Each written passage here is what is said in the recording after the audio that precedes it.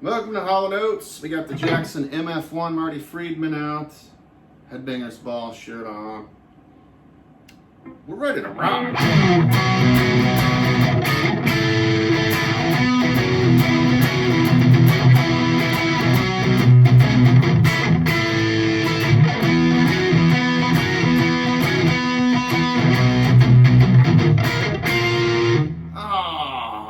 Wrong notes. You know how you avoid that? Practice.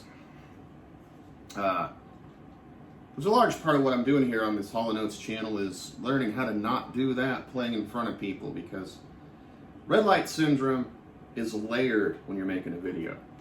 Layer one is that you're being recorded at all. It's the classic, you're in the studio, you go to record, they tell you to go, suddenly you start sweating, you can't count time anymore, you don't know your song anymore, everything's wrong. Boom.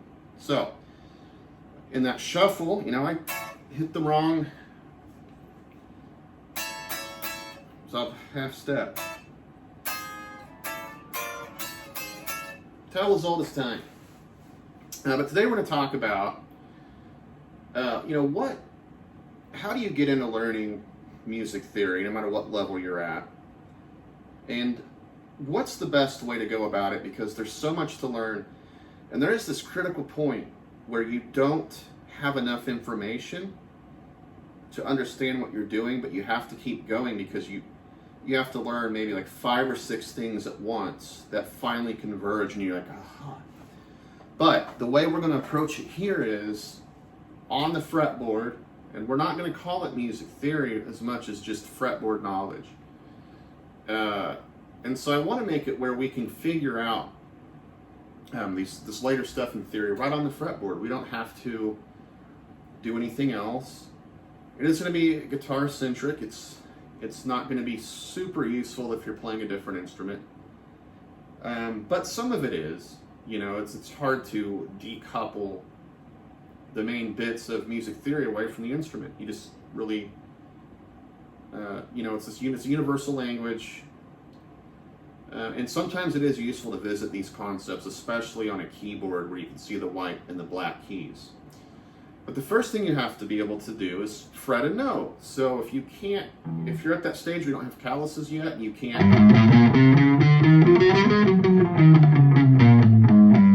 play with all 4 fingers. I'll accept 1 right now, but you should be working on getting your calluses up and your strength. When you get your calluses up, you actually have to press on the strings less. So it's good to get those, and it takes a couple weeks, but when it stops hurting, if you want to build your calluses, just, you know what I would do? It's like Paul Gilbert had a thing on it. Yeah, I think it was him. It may have been Kevin Townsend. Geez, there's so many. Somebody important and famous had a guitar where they just focused on 1 string.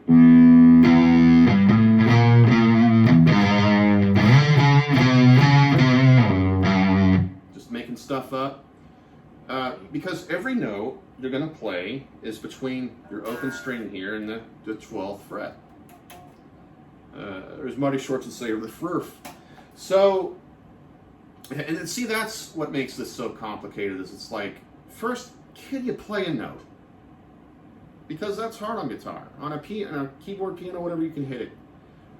And then some cello or violinist is going to come on and say, well, it's even harder for us. So I guess there's levels to this game, man. But I'm going to assume that you know some basics. If not, just drop a comment. We'll clear that up. Work in progress here to Hollow Notes, always. We're always under construction. Like those old GeoCity sites. So, I'm just assuming you have serviceable working gear. It could just be you have an acoustic guitar and that you know how to tune it. It's tuned. You can change your strings. If we need to do that, again, comment. We'll make a video on that. No problem. But we're going to talk about, the basic building block here is you need to know your 6 strings and what they are. Open. Open means you're not fretting. It's just unhindered. So that's E. Your next one is A.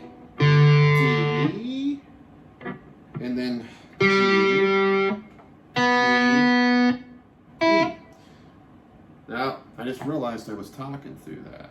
This is why you do the videos, right? You make the mistakes, you fix the mistakes. EADGBE. If you're in a different tuning, you know, if it's a standard tuning in fourths, like D standard, everything's dropped a half or a full step, you'll have to know that. But the good thing about, you know, what we're going to cover today is it really will work everywhere. You just have to know the order of the 12 notes, what your strings are open, and what the frets do to the note. So that's the next thing, is the frets. Take the note up or down what's called a half step or a semitone. From now on I'm going to say half step, but it means semitone if you're, I think it's most European countries might say that. A whole tone and a semitone versus a whole step and a half step. So, the final thing you need to know, as my dog ruins my video, is E. We'll start with A. The notes are A, B, C, D, E, F, G. We're going to edit that out.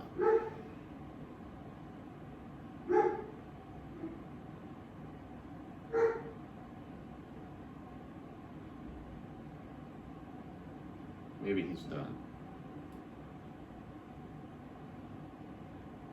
All right.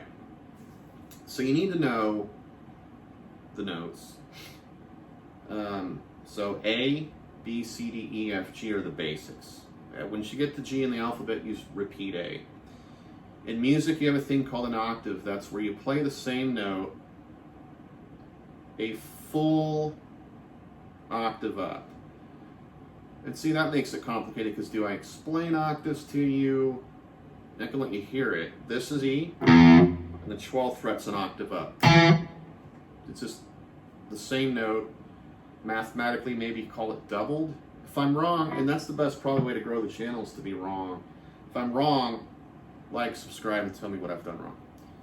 So the fretboard moves it up a half step, and every note but E and F and B and C have a special relationship. It's UN approved, Geneva Convention, everything applies. But if you're going from B to C or C to B, there is no sharp or flat involved. B, half step up C, and then a half step down from C is B again. And E and F have the same. And you're presented with that immediately on this bottom E. It's bottom in pitch. It's actually the top of the guitar. It's up here. This E towards the floor is the high one. It's the top strings because it's a pitch. This is music. It's pitched bass. So E, but we're not doing E sharp on this first fret. It's F. Then we got F sharp, G, G sharp, A sharp. What next? C, not a B sharp. Right? We're on C, C sharp, A sharp, and back to E. Those are all the notes. All of them. So, if you know this is A, the next string, and I told you find C, you'd say A sharp, B, special relationship on the B, so that's C. There it is. So you want to take time to learn this E string, because as I said, the top E and the low E, bottom E, top E, the high E, the low E, are the same. So if you know that this is an A on the 5th fret here, also here, and that is a fun sound, to be honest. Now you always want to, I think, counter, when you're doing a bench press, working your chest, that's how you bench, by the way. You want to do something like a face pull. That's how you face pull. You can Google what those are. To counter set it, to counter, you get people with weird looking shoulders that only bench, that don't do the face pull. The face pull hits the opposing muscles in the back. So memorizing your notes of your string is like the face pull. It's the part nobody does except the really smart people. So you want to counter that boring, what note am I playing, with some fun. If you're a beginner, I suggest spend some time learning the E notes, what's on the E string. To where if I said find, where's F sharp? Where's A? B flat. There's not one. But if I was going to flatten the B, there is a B flat. C flat. Don't tell Adam Neely. He'll say there is a C flat. But if I'm on C here, I could flatten to B. And that's a rule too. If you're climbing upwards, you would say sharp. If you're going down in pitch, you would say flat. So if I'm on this G, that's G sharp, A flat, G. So that's a lot. I think we all take that for granted, or granted, really. Those of us that have been doing this a while, but learn your E string because you get a bonus of knowing this E string. So you will know the notes on 2 of 4, or 2 out of 6 strings, leaving 4 left. And you want to be able to do that, find any note. Now, there's an app called Solo. I think it's Tom Quayle made it. I highly recommend it if you can get that. You can set it up. It uses the microphone on your phone. It's a phone app. I believe only iOS. Maybe they've got Android out now. But you can do a thing like play a B, and if you play a B, the mic picks it up, it'll go to the next note. So you can be like B, A, E flat, and go through that. And then once you know that one, make sure you do it on this one, even though it's like, it is different. You can say B, A, E flat, F sharp, C, D. It kind of makes it smaller when you're doing that, because now you're starting to know these little neighborhoods of that. And look for patterns. Look for there's octave patterns that you'll find. Of course, to do that, you're going to have to do the rest of the strings. So as a bonus, you can start the A. If you know that this bottom E and the A, that makes you also will know this top E here. But you'll be able to play any song because you'll have all the chord roots ready to go. You'll have your whole A string. I'm an E string there, of course. Your whole A string below it.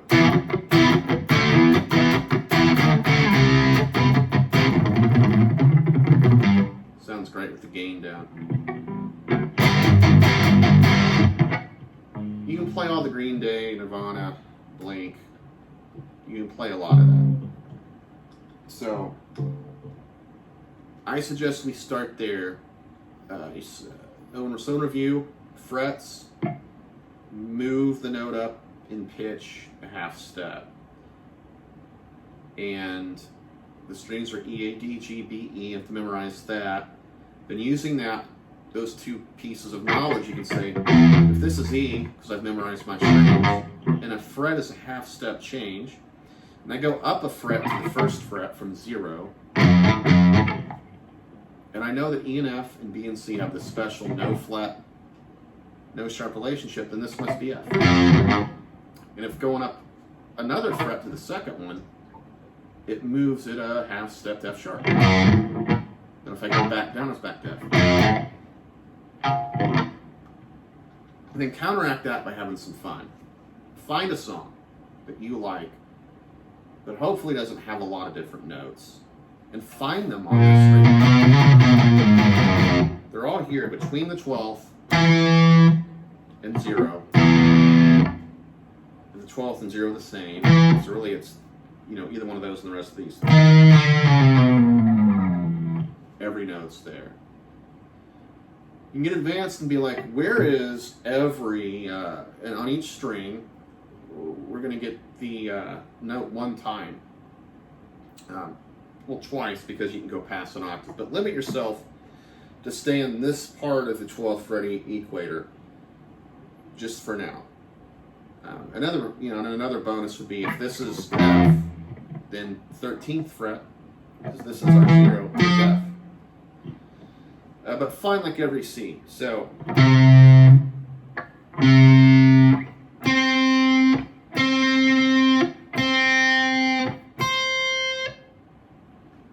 can do that. Dedicate time every day to that. You want to just find those notes. Start with the E, then the A string, and again, mix some fun with your practice, but memorize those to where you can find all those notes like I did with C right there on all 12 of them. Drill that 5 or 10 minutes a day, because once you can find the notes, wherever they all are, we can start filling in some other gaps, and you'll very quickly be pretty expert at the fretboard, to be honest. So that's lesson 1. I'm sorry, I'm going to get better at this. I'm thinking about using a script or some bullet points.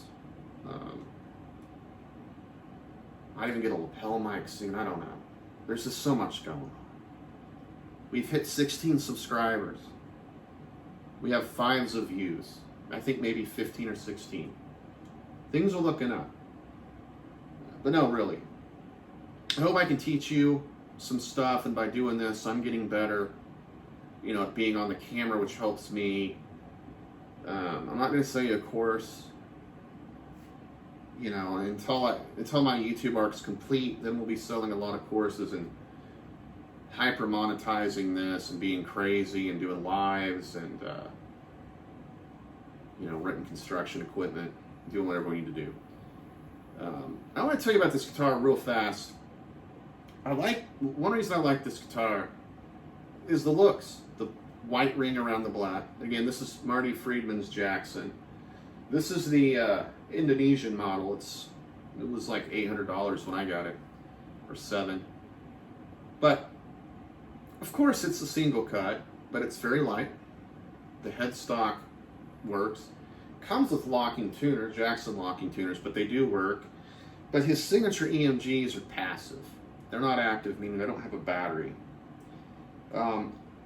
He wanted that because he didn't want, as the battery changes voltage through its life, the guitar tone changes. He wanted the same one throughout. So I have found that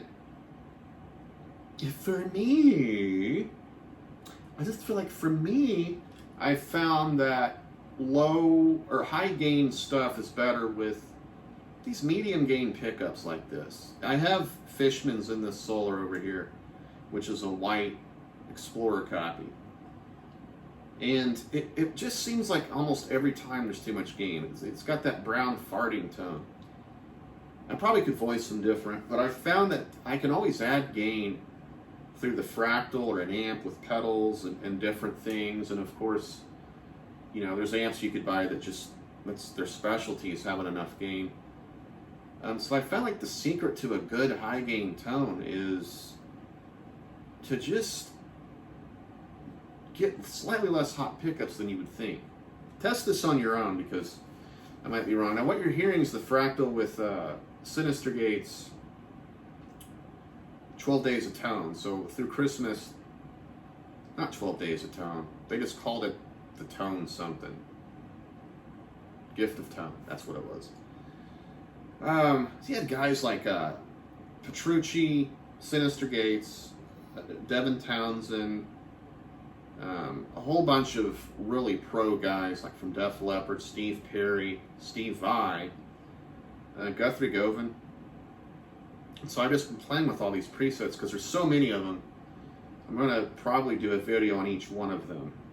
But this was his rhythm, and it sounds a little bassy because I don't think it's got any cuts in it.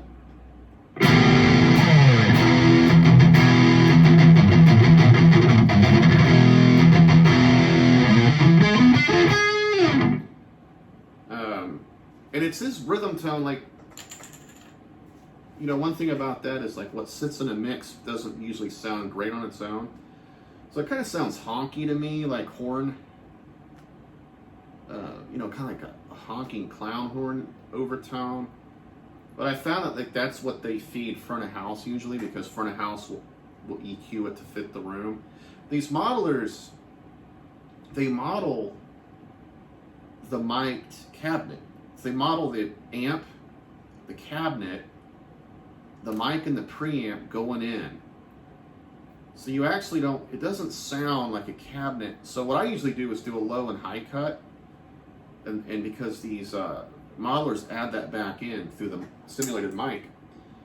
And, you know, it's kind of like what you would get if you were in the studio and you had your cans on. It's the same thing. So it doesn't sound like if I put it in the cabinet will shape the sound through its speakers. And each one you can actually look it up. So if you like cabinets, like and subscribe. So I think that's it for this one.